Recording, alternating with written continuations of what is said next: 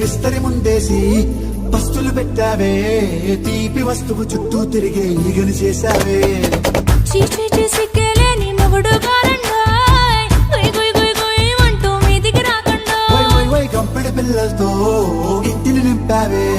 సాపాదిండు సంసారాన్ని మేడెక్కించావే ఇరుగు పొరుగు ముందు సరసాలు తిండా